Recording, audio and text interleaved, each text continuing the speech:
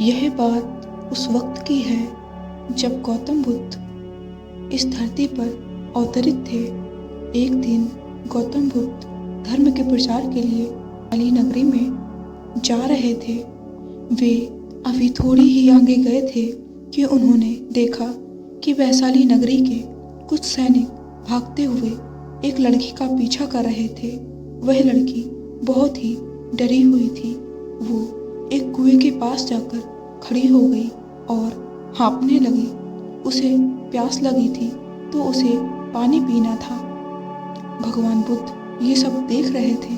फिर उन्होंने उस बालिका को अपने पास बुलाया और कहा, तुम उस कुएं से पानी निकालो और स्वयं भी पियो और हमें भी पिलाओ। उतनी ही देर में वे सैनिक वहां पहुंच गए। भगवान बुद्ध ने अपने हाथ के संकेत से उन सैनिकों से रुकने को कहा। फिर उस बालिका ने गौतम बुद्ध को कहा, महाराज, मैं अछूत हूँ। मैं इस कुएं से पानी निकालूंगी तो जल दूषित हो जाएगा। मैं आपको कैसे पानी पिला सकती हूँ? भगवान बुद्ध ने उसे फिर से कहा, बेटी, मुझे बहुत जोर की प्यास लगी है। पहले तुम मुझे पानी पिलाओ।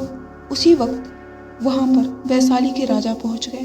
उन्होंने बुद्ध को नमन किया और सोने के बर्तन में पानी देते हुए कहा, महाराज, ये लीजिए, केवड़े और गुलाब का सुगंधित पानी आपके लिए है। लेकिन बुद्ध ने उस पानी को लेने से इनकार कर दिया और कहा, हम इस बालिका से पानी पिएंगे। राजा थोड़ी देर वहां रुक गए। बुद्ध ने फिर से उस बालिका से अपनी बात दोहराई। फिर बालिका से रहा नहीं गया और इस बार वह साहस बटोर कर उसने कुएं से पानी निकाला। फिर स्वयं भी पानी पिया, बुद्ध को भी पिलाया।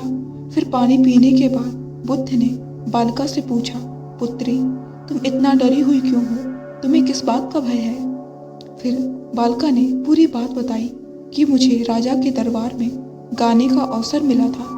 मैंने गीत गाते हुए नृत्य किया। सभाजनों ने खूब आनंद लिया।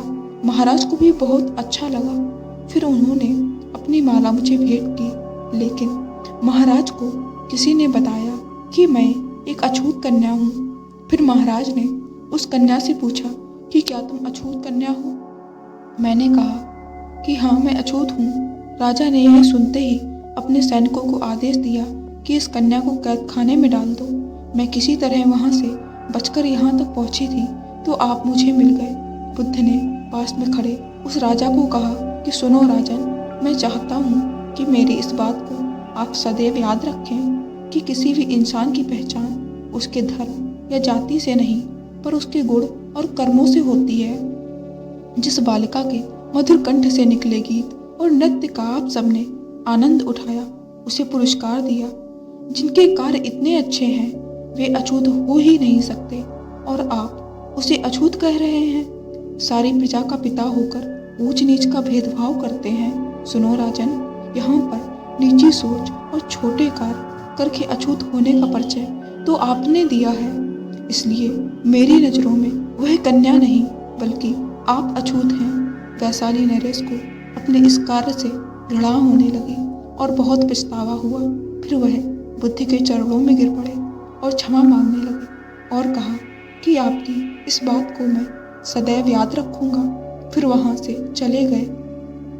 तो दोस्तों, इस कहानी से हमें यही शिक्षा मिलती है कि कोई भी इंसान अपने कार्यों और विचारों से बड़ा बनता है, अपने धर्म या जाति से नहीं। ऐसे छोटे विचार रखकर खुद अछूत ना बने बल्कि ऊंच नीच का भेदभाव भूलकर एक अच्छे मानवता का परिचय दे।